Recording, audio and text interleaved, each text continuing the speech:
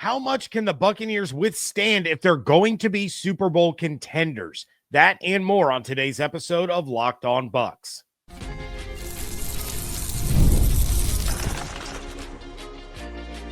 You are Locked On Buccaneers, your daily Tampa Bay Buccaneers podcast. Part of the Locked On Podcast Network, your team every day. What's up, and welcome into this episode of Locked On Bucs, your daily podcast covering the Tampa Bay Buccaneers, part of the Locked On Podcast Network, your team every day. I want to thank you for making Locked On Bucs your first listen review every day. Don't forget you can subscribe or follow for free on YouTube or wherever you get your podcasts. And of course, you can follow along on Twitter. I am James Yarcho at JYarcho_Bucs, credentialed member of the media covering your Tampa Bay Buccaneers, here with you 5 days a week along with the everydayers. And for that, I want to share my appreciation for your continued support of the show.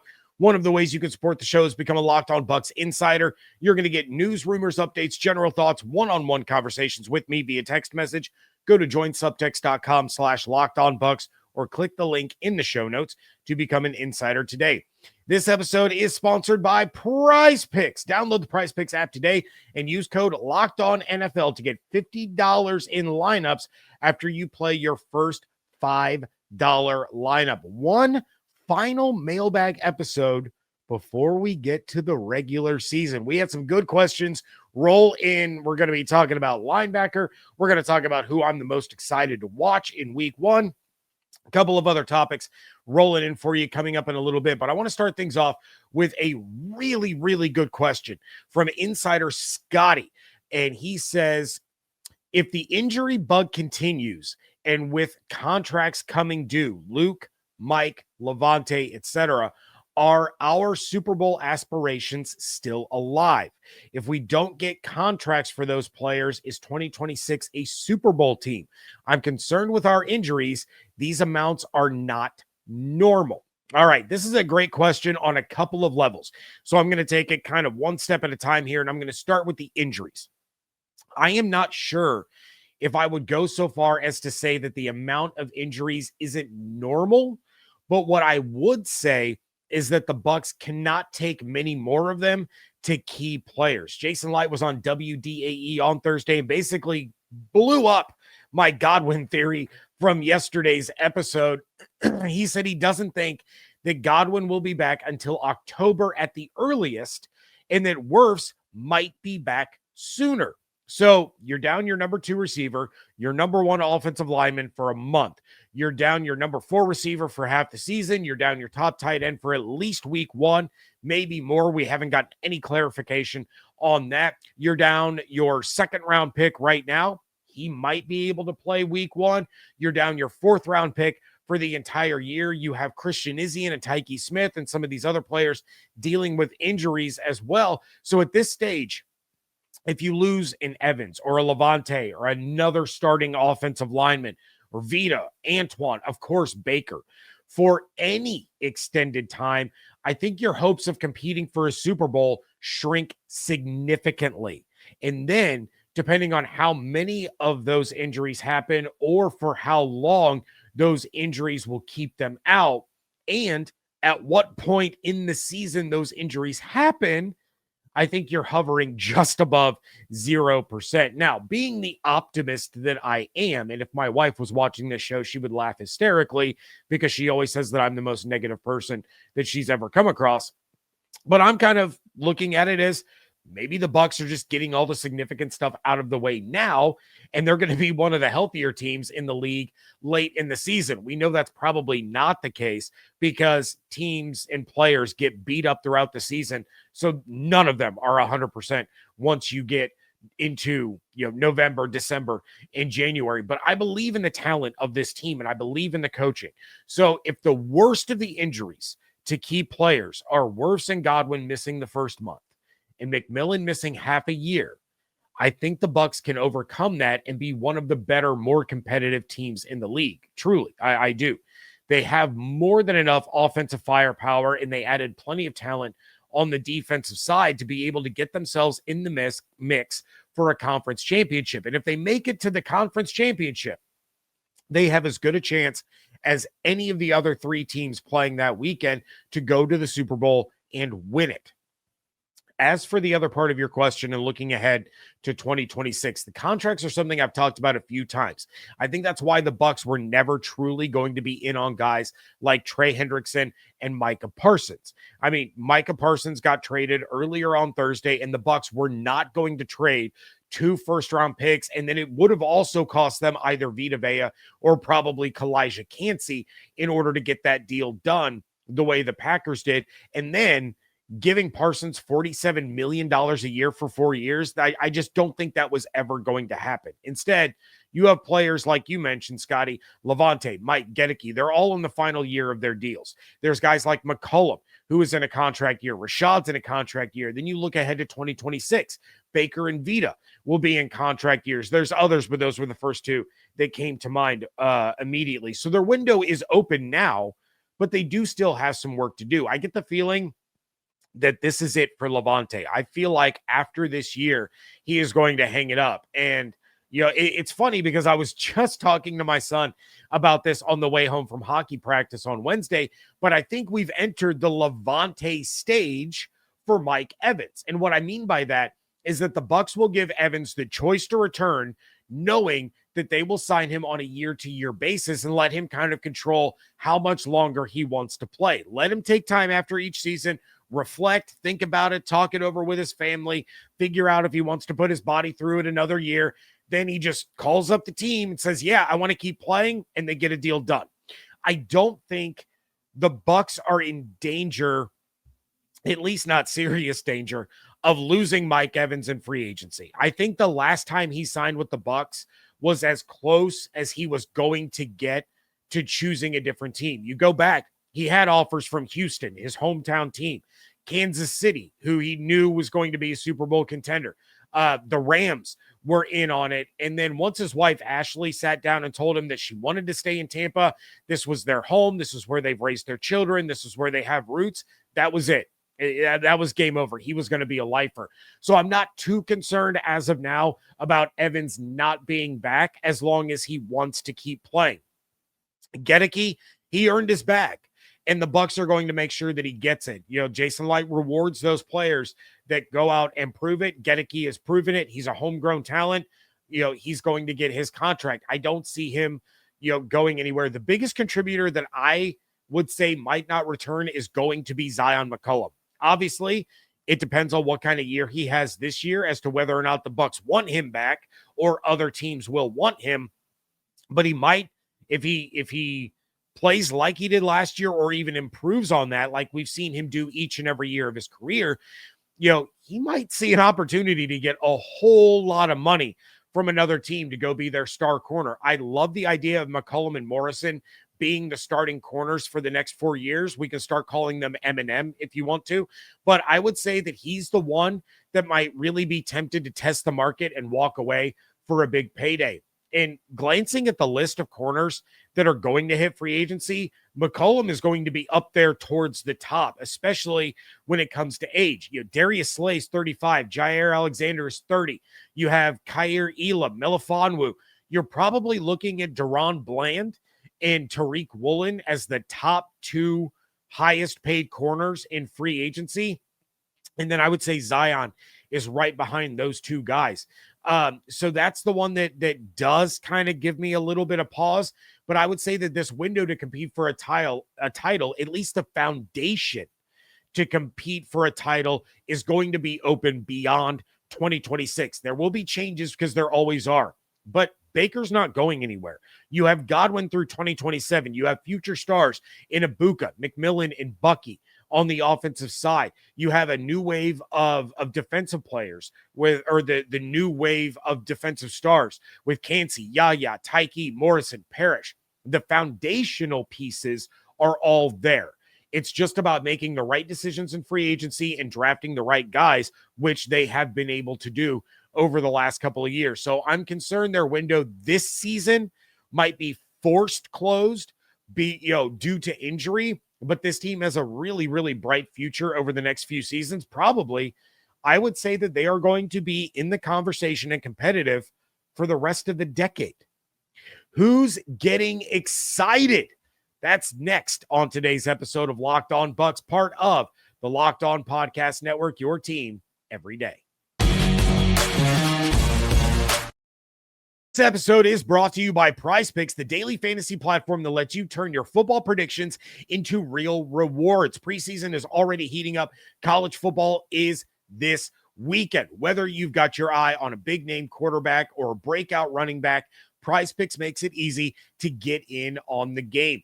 PrizePicks is simple to play. You just pick more or less on 2 to 6 player stat projections. If you get your picks right, you could cash in and win up to 2,000 times your money. The flex play option is a total game changer. Even when one of your picks misses, you still doubled the money. PrizePicks puts their members first, so all withdrawals are fast, safe, and secure. Download the PrizePicks app today and use code LOCKEDONNFL to get $50 in lineups after you play your first $5 lineup. That's code LOCKEDONNFL to get $50 in lineups after your first $5 play. PrizePicks, run your game. Thank you again for making Locked On Bucs your first listener view every day. We have an important request. Locked On wants to hear from you. We have put together a survey to learn more about our listeners and make your favorite podcasts even better. This is your chance to tell us what you like, what you don't like, and answer questions about our advertising. So go to lockedonpodcasts.com/survey to get started. Everyone who completes a survey will be entered for a chance to win one of 10 $100 Amazon gift cards. Again, that's lockedonpodcasts.com/survey. You can find the link in the show notes. For those of you watching on YouTube, scan the QR code that is on your screen right now. And thank you all so much for helping us out. We would not be here without all of you guys. So we want to make this experience the best one possible. Insider David, my dude here in Ohio, asks, what player are you most excited to see week 1? Obviously, I want to say Benjamin Morrison because I was so high on him all through the draft process and then beyond excited when the Bucs took him, but I don't think we see him much, if at all, against the Falcons. And then the next most obvious answer is Emeka Egbuka. I mean, how can you not be excited about Egbuka? He's insanely talented. He's going to have a huge role in the offense. I'm still praying to the fantasy overlords that I can get him in my draft this weekend, but I also think that that's too easy of an answer. I think all Bucs fans are excited to see him. All of Bucs media is excited to see him in action for the first time in a regular season game. So the answer that I'm going with is Haason Reddick, and it's for a couple of different reasons. First, I want to see if he's still got the juice. Does he still look like the Eagles version of Reddick that we were all hoping for when the signing happened? And what kind of damage can he do to a young, inexperienced quarterback in Michael Penix? But then the other reason is because I want to see what having him on the field does for the other players around him. What kind of impact is it having on Yaya and Kancey? Is he opening up blitzing lanes for Lavonte and Voss? Is it creating opportunities for Logan Hall to really take advantage of his one-on-one matchups? I'm excited to see what a player of his caliber can do in this defense.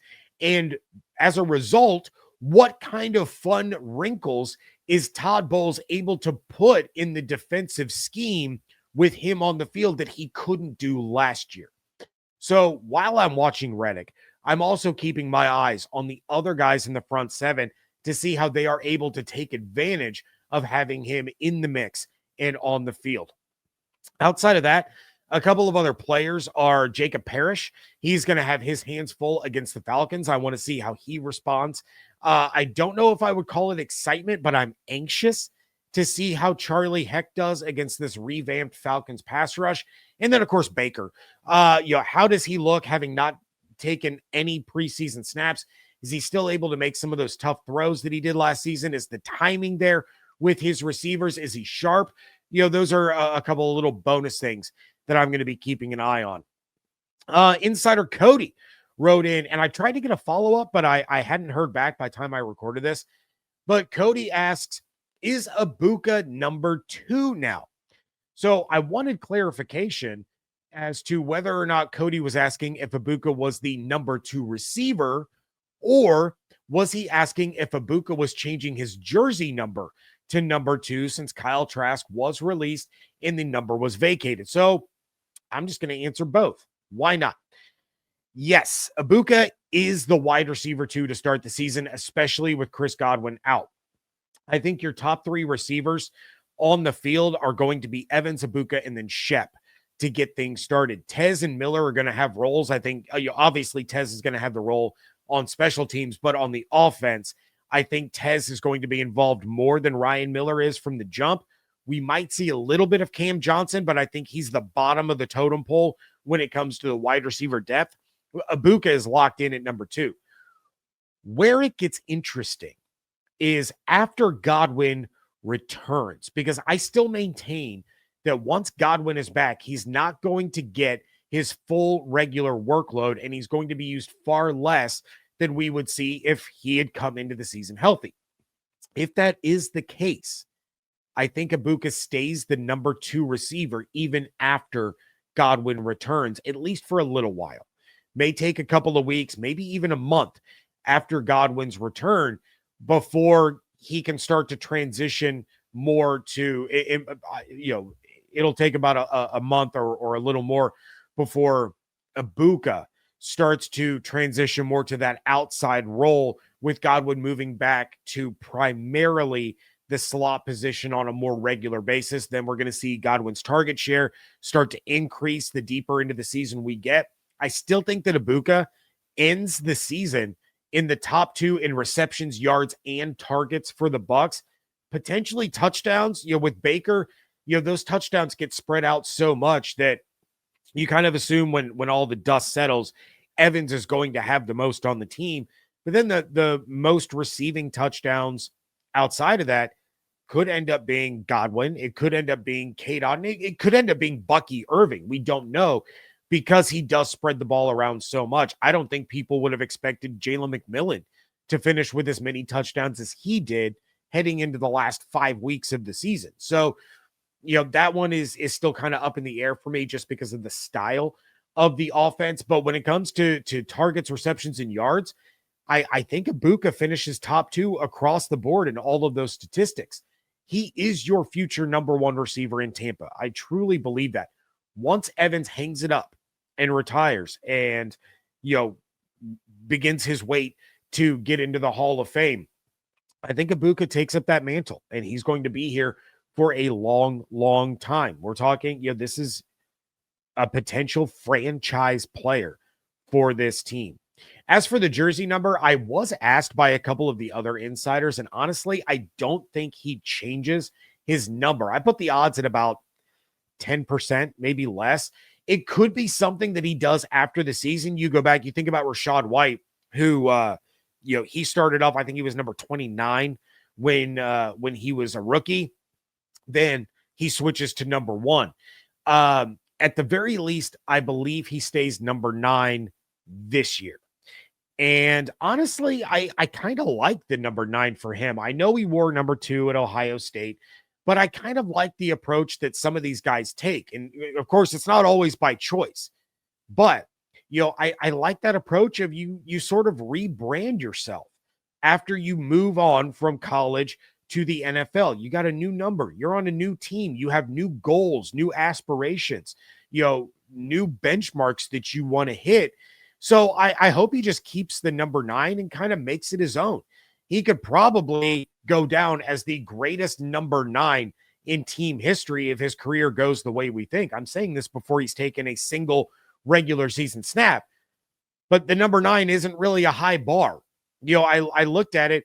You got Joe Tryon-Shoyinka, Tom Tupa, Josh Bidwell, Michael Kanan, Brian Anger, Riley Dixon, and Mike Pawlowski. So, those were the other guys to wear 9. So it's a whole lot of punters, a forgettable quarterback, and a disappointing pass rusher. So I hope he sticks with it. And to be honest, if I was one of the Bucs fans that had bought a number 9 Ibuka jersey and then he changed his number, I'd be real angry. Granted, you know, some people just love to collect jerseys, so that kind of becomes a collector's item.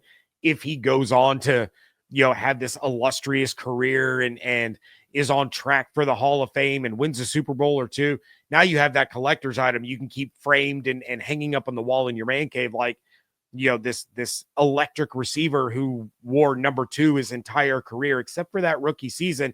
And you have that framed as a keepsake and a memento. So, there is that aspect of it, but I think he just stays number 9. All right. Another mailbag question rolls in, addressing a position that some people still aren't too comfortable with. That's coming up next on today's episode of Locked On Bucs. Guys, you've probably heard of Viagra or Cialis. Maybe you've even tried them, but if you're looking for something beyond the usual pill, it's time to meet Rugiet Ready. Rugiet Ready is a next-gen prescription treatment designed to amplify arousal in the brain and boost blood flow. Unlike the usual pills that can take hours, Rugiet's 3-in-1 formula dissolves under your tongue and kicks in fast. On average, we're talking like 15 minutes. Effects can last up to 36 hours, so you can stay confident and in control when the moment is right. If traditional options haven't worked, Rugiet might be the answer. Over 150,000 men have already made the switch. Head to Rugiet.com/LockedOnNFL and use code LockedOnNFL to get 15% off today. That's Rugiet.com/LockedOnNFL and use promo code LockedOnNFL for 15% off. Individual results may vary with prescription treatment. Compounded drugs are permitted to be prescribed under federal law, but are not FDA approved and do not undergo FDA safety, effectiveness, or manufacturing review. Please visit Rugiet website for full safety information. The NFL season is almost here, and FanDuel is making sure you're ready for kickoff with a can't-miss offer. Right now, new customers can bet just $5, And if your bet wins, you'll get $300 in bonus bets to use across the app. FanDuel is where I go to place all my parlays, all my prop bets, all my futures bets, and it makes every game more exciting. The best part is it's quick, easy, and the most user-friendly way to add a little spice to your football Sunday. Right now, the Buccaneers are minus 160 to make the playoffs, minus 105 to win the NFC South, and plus 2,700 to win the Super Bowl. Come on, plus 2,700? We can do better than that. Are you ready to play? Download the FanDuel app now by visiting FanDuel.com to get started. That's FanDuel.com to place your first $5 bet. Wrapping things up here on today's episode of Locked On Bucs, and Insider Tom wrote in to say, I'm still worried about linebacker depth. Could you see the Bucs trading for someone for the short and long-term future if we get hit with the injury bug again, and to prepare for Lavonte hanging them up? Devin Lloyd comes to mind. All right. I don't think that they make a trade at this stage. If they were going to make a significant move at linebacker, I think it happens post-draft, pre-training camp. I think they really like what they saw out of John Bullock and Nick Jackson. It speaks volumes that Bullock made the roster. Jackson is back on the practice squad.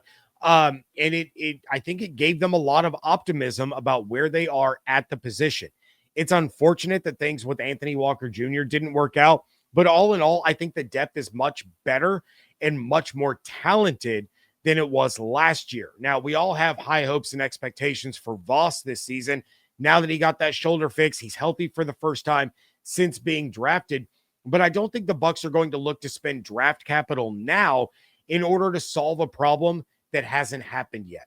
And yeah, I said earlier in the show that I thought that this was going to be Lavonte's final season, but I can't tell you that with 100% certainty. I can't sit there and say, I am telling you without a shadow of a doubt that Lavonte David retires after this season. That's up to Lavonte. And we're not text buddies. He hasn't told me that he's retiring after the season. So if he comes back, then you would have wasted draft capital for nothing. If he doesn't, well, now you can start planning on whether or not you have enough guys in the draft that you like that can come in and be day one starters, or you look to free agency to bring in a guy.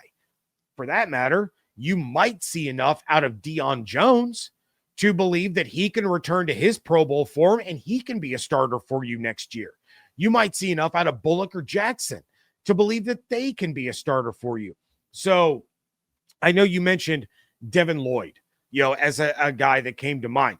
He is going to be a free agent after the season. He's estimated to get over $11 million a year in average annual value. So he's probably going to be one of the more sought after linebackers on the market if he even gets to the market. Jacksonville could lock him up before free agency begins.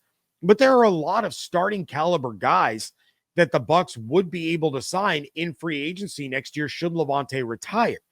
So I just don't think it would be a wise decision for the future of the team to give up the draft picks that you would need for a guy like Devin Lloyd. I mean, you could give up a day 3 pick for a depth piece, but now you're probably shorting yourself next year too.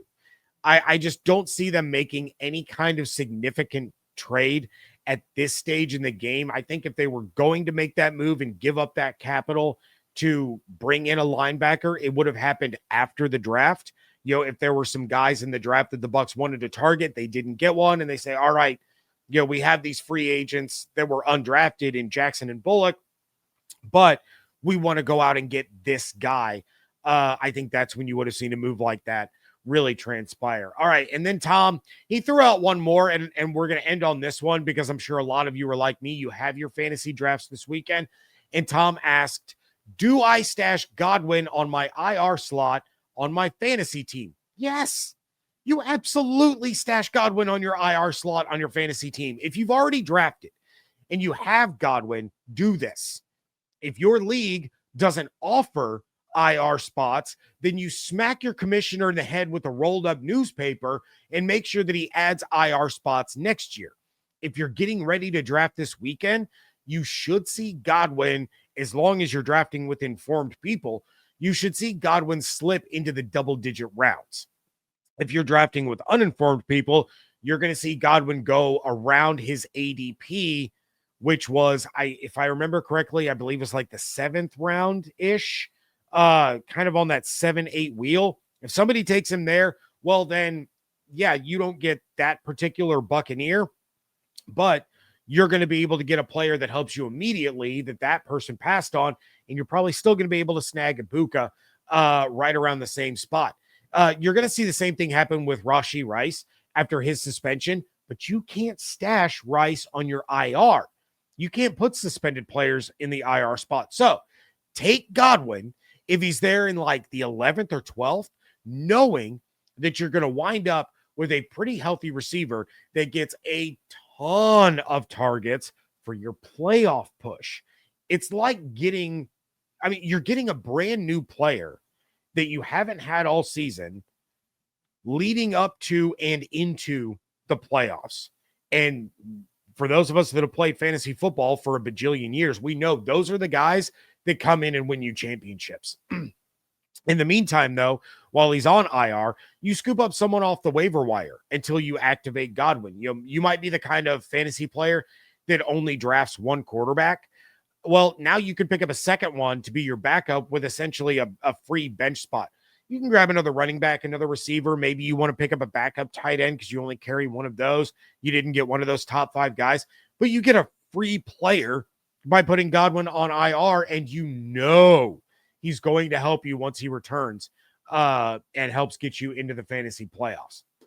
That is going to do it for this one. I have my bold predictions for 2025 coming up on the next episode, because next week, we get to talk about actual NFL football all week leading up to the kickoff of an actual regular season game. I cannot wait.